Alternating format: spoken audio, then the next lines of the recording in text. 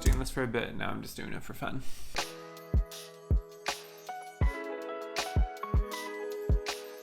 Hey y'all, welcome to Clove Room, the relaunch. And welcome to the announcement of a very exciting and slightly scary project for me. The project I'm calling Enby, in parentheses, Sad Girl Autumn version. It's a play on the all too well Sad Girl Autumn version that Taylor Swift recorded. That is kind of a drudge to get through. Like, I don't know, sometimes like people give us acoustic songs and I'm like, yeah, like that works. And then with this one, it's like all Sad Girl Autumn. So it's very slow, and like the thing about All Too Well is that there's a lot of movement in the song. There's a lot of movement in the instrumental. It builds, it falls, it builds again, it falls again, especially in the 10-minute version. Like we go through like a whole ass play in a lifetime. And in the Sad Girl Autumn version, it's just like, we don't really ride that wave. It's just like all the way through, it's like,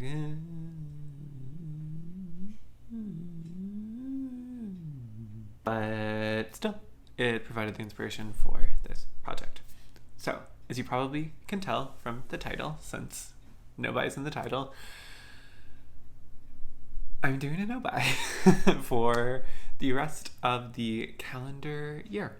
So, this Enby is going to start today, September 1st, hopefully when I'm posting this. If my previous record stands, it'll probably be posted like September 20th. But, you know, we're turning a new leaf, blah, blah, blah. Do I have lipstick on my teeth? Oh no. Sometimes you want to be Red's Taylor's version, but then, oh yeah, I do. So in this video, I'm going to be discussing the what, why, when, how. I think that's about it. And just give you all the details about what I plan for this project to be, some of the rules. If you're new here, welcome. I know some of you just came from Tom's video where they talked about my channel. I would say probably about 95% of my subscribers come because Tom, of Mess Tom fame, talks about me, which is very sweet of them. They are lovely. And it's funny I'm talking about Taylor Swift and now Tom, because our running bit is that they're not a Swiftie, or I say they're not a Swiftie, and you know, we'll continue that. I still don't think Tom's a Swiftie, but I will thank them for sending you my way. They very kindly mentioned me in the cultural sensation that is Critical Sass. So if you're new here from that, welcome. If you're new in general, welcome. If you're not new, if you're old and you're like, hey, where's that Cam been? Cam's been working. Cam's been pulling shots, steaming milk, yelling people's names 3 times and getting more forceful each time to John about his oat milk cappuccino, where the art is slowly fading. All of my hard work just kind of looks like nothing. It's withering away. And then eventually, after me yelling 3 times for John, desperately wanting to get this oat cap to him, he waltzes up and he points and he's like, "Is that oat milk cappuccino for John?" And I disintegrate and die. That's what I've been doing. I'm hoping the next video I post will be a personal Q&A if you want to learn more about little old me and my personality. Shut up, Sephora. Nobody starts tomorrow, by the way, when I'm recording this. Mama got a few last minute provisions, I suppose. Alright, so this Enby is going to take place from September 1st to December 31st. So it's going to be a 4-month Enby, and it's going to round out this calendar year. If I want to stretch it, I will. 4 months is going to be the longest time I've gone since starting in the makeup world without buying cosmetics, so it will be a big deal for me just to survive this Enby. And I don't like to say survive, because it's not like, you know, a zombie is going to attack me if I happen to buy a lipstick at Sephora. Oh, that'd be great if that was like a service available. Like you could hire, you know, spies to make sure you're staying on track. Actually, I mean, my phone is a spy at this point, like for the government and private entities, so that actually would probably be a pretty easy service to offer. Anyway, not survive. I'm hoping I succeed at this project. I feel like that's a better way of looking at it. I hope I succeed at this project. Previously, I failed at all of my Enby attempts, because it's more interesting to fail. I don't know. Everything worth doing is worth failing at, is what they say. They being this cloud over me that I don't really know who's in the they, but you know, you just are like, as they say, as them said, as they said. See, we always use they, them pronouns. Why y'all acting like it's a big deal? Anyway, I have definitely failed. I think it's specifically at a 4-month no-by before. I have an old video, one of the first videos I posted that I don't really recommend you watch. I may private it after this video, actually, just to make sure you don't watch it. But it's basically me, a very dry version of me. I'm not saying I'm great on camera still. I'm very much in the beginning process of getting the YouTubeville going.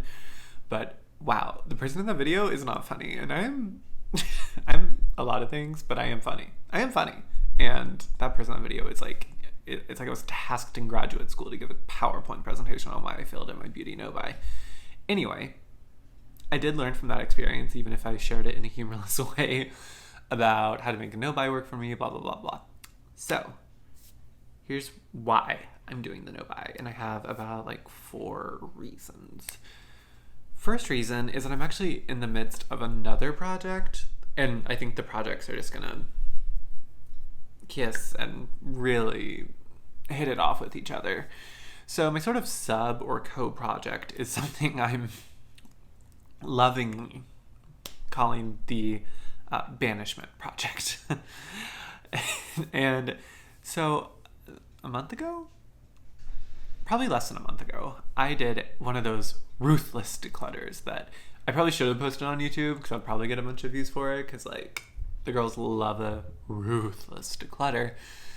But every time I have filmed at least 3 or 4 collection declutters for YouTube, or with the intention of putting them on YouTube, and every time I am one that cannot be nice to watch because it just makes me so awkward explaining myself to people.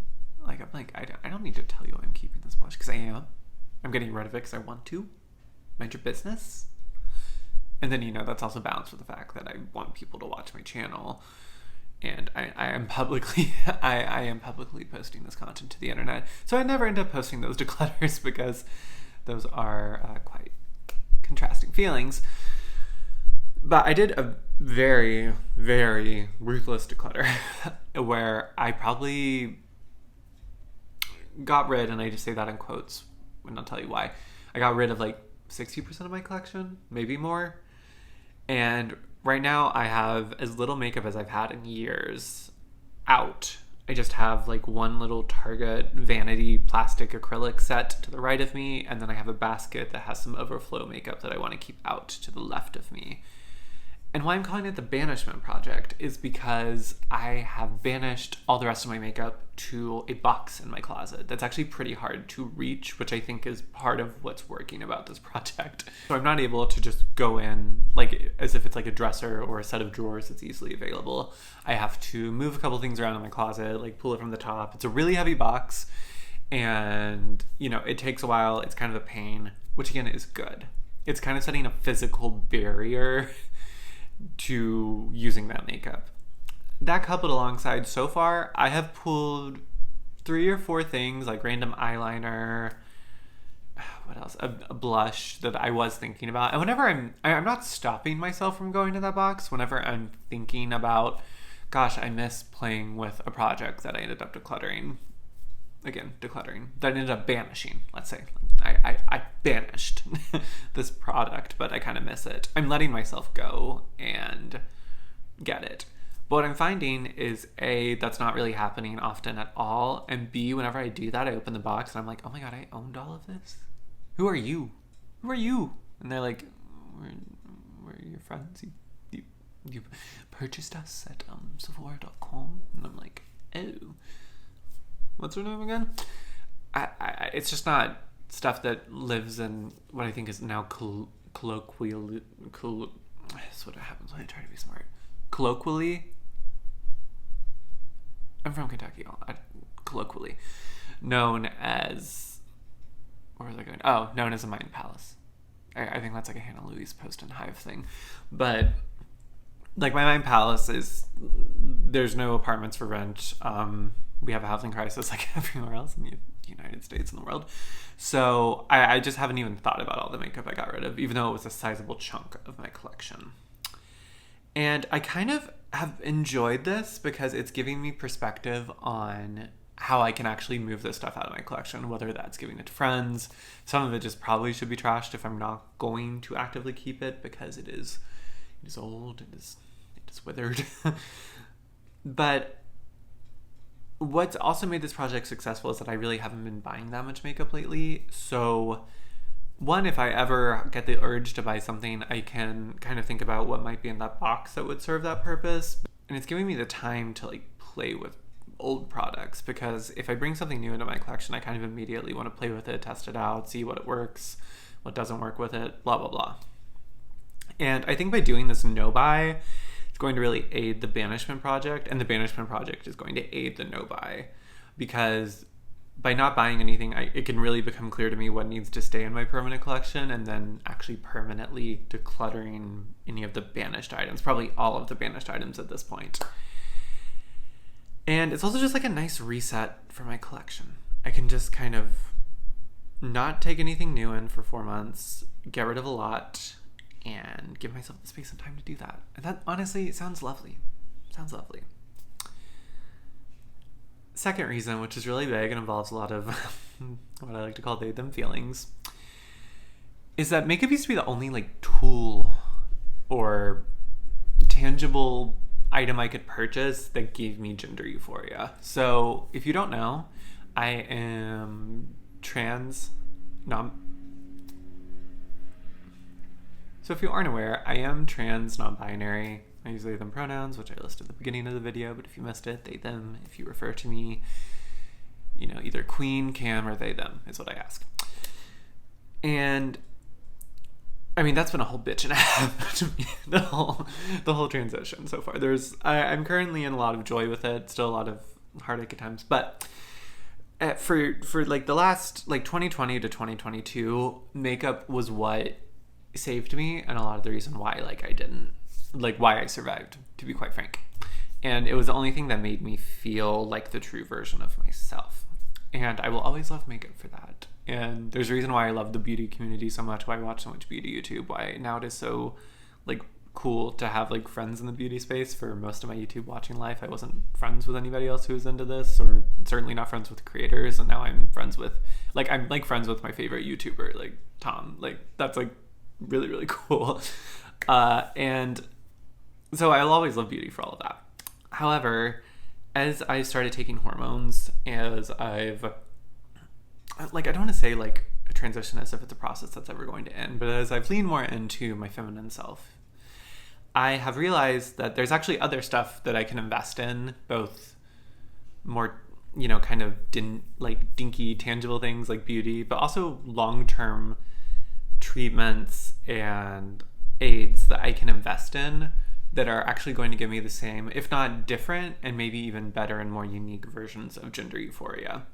However, it's hard to fund those things at all because I don't make that much money and living's expensive, as I'm sure we're all aware. But two, it's hard when I'm constantly using a good chunk of my disposable income on makeup every month. So by not buying makeup for 4 months, I'm really thinking it's going to help in all the other things, both short-term and long-term, that I know will help in gender euphoria and aligning my gender identity, the presentation of my gender identity to the mass public, to what I feel inside. And those are things like long-term, that's like laser hair removal. I don't use the word desperately, but I kind of desperately want laser hair removal on my face and my neck. Not even my arms or my body. I mean, that would be nice too, but just mainly my facial hair is such a... Yeah, I can't even talk about it. Like, it really makes me dysphoric. And it's also just so frustrating to deal with because I have to shave every 2 days. It irritates the hell out of my skin. It hurts sometimes. And I figured out ways that I can make it better. And I'm hoping to do like a shaving guide for trans and non-binary folks soon, because I have a lot of information that I think will help. But it's still even with all of that and all the research I've done and all the experience I have, it sucks. So I really want laser hair removal, but that is very, very expensive and also not even guaranteed to work, and it's a whole process. But I want to start actually saving for that. The second is yoga. I started to go to a yoga studio recently with my partner, and it's quickly become like my favorite times of the week. It's not even just like a great workout, but helps my mind so much. It helps start my day on a really positive note. I don't know, there's like, I don't know, sometimes I have these really big goals in life, but then sometimes I just go to a yoga class with my partner and get a coffee with him after, and I'm like, I don't think life gets better than like those like small moments that fill up a week. However, yoga ain't free. Even though they're all talking about like the Buddhist principles and stuff, it ain't free. And I'm quickly reaching the end of my trial at my yoga studio, and I'm currently paying a rate that's like, the trial rate that's very affordable, and that is not the rate I'm going to be paying after this month. And I want to be able to pay it. Again, it's probably the amount I spend on makeup every month, but it helps me be such a happier person, and it helps in so many other ways that it's money that I really want to invest in myself. And like, this sounds maybe cringy to some people, but in my yoga practice. And again, by not buying makeup, that's going to make that goal, or not even goal, that's going to make that thing that I very much plan on doing for, hopefully years to come, because I really love it. It's going to make it a lot easier. And then I just want to travel more. I want to like see things. I've like barely traveled at all since COVID. And I want to go back to the Netherlands one day. I studied abroad there. I just want to like travel in the United States. I just want to travel more, and I have no discretionary funding to do that with. So again, not buying makeup will help with that. And then there's just like, I've like gotten really into earrings lately. I like wearing rings. I like wearing jewelry. So again, I would, and just like buying clothes. Like I feel more comfortable now dressing more femininely. Not just really because of hormones, but just because I'm more comfortable with who I am and being that person in public. So those are just things that I would rather spend my money on than makeup. But because of the last few years, I'm just so conditioned to be like, I have an extra $70. I can go to Sephora and buy like a thing and a half or whatever. And I just think 4 months of not doing that will really go a long way, if you know what I mean. Third reason is that I just love seeing the use out of my products. I am a failed project planner.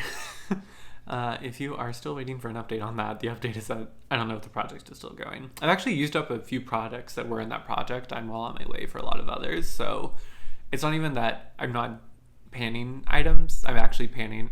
I'm panning more than ever. But I found those videos kind of boring to film, and I don't know if they're that exciting to watch.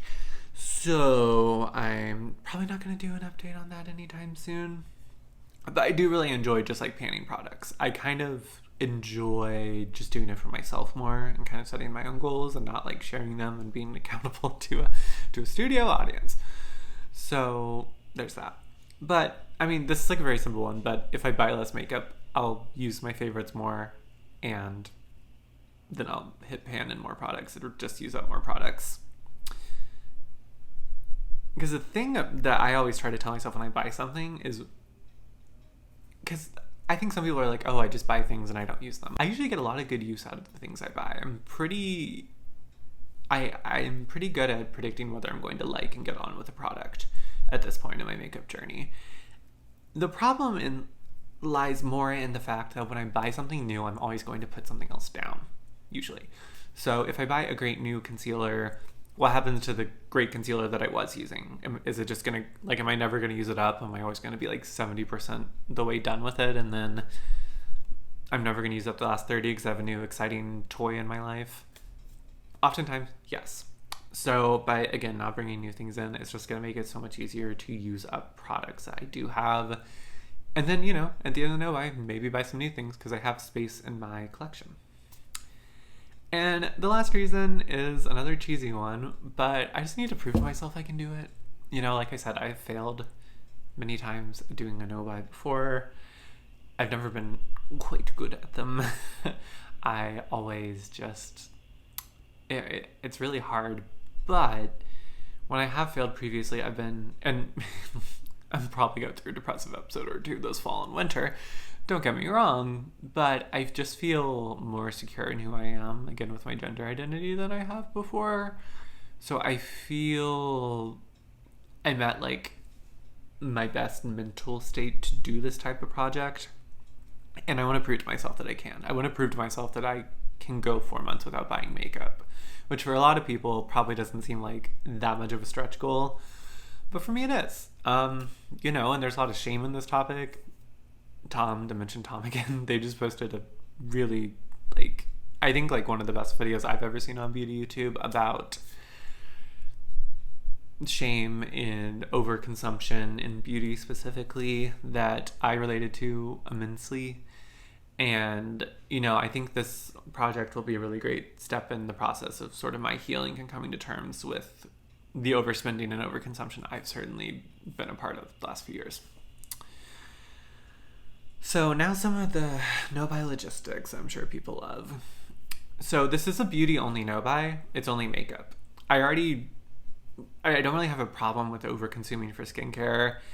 And, I mean, I like, there will, I guess, be an official rule for this project that for both beauty and skincare, I can only buy replacements only. But what I'm saying is that I already do that for skincare. So skincare really isn't that much a part of this. But I can only buy replacements in this beauty project no-buy.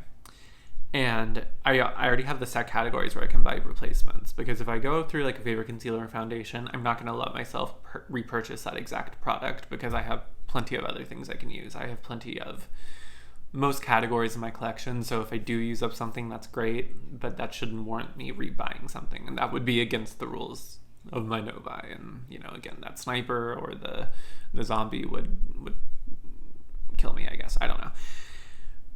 But I do have some categories where I'm like, I know I'm going to probably run out of this category completely, and I'm going to allow myself to repurchase the item. And those categories are mascara, setting spray, beauty sponge, brow pencil, brow gel. And that's about it. Actually, that is it. That's all. Parting thought today is a little bit of a bonus fact. I just, before I started filming, made my last beauty purchases of, I guess, the next 4 months.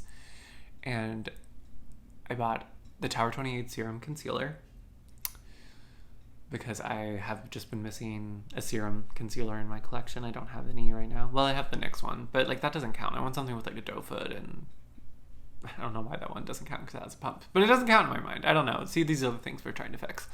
But I bought that because I knew I'd be tempted.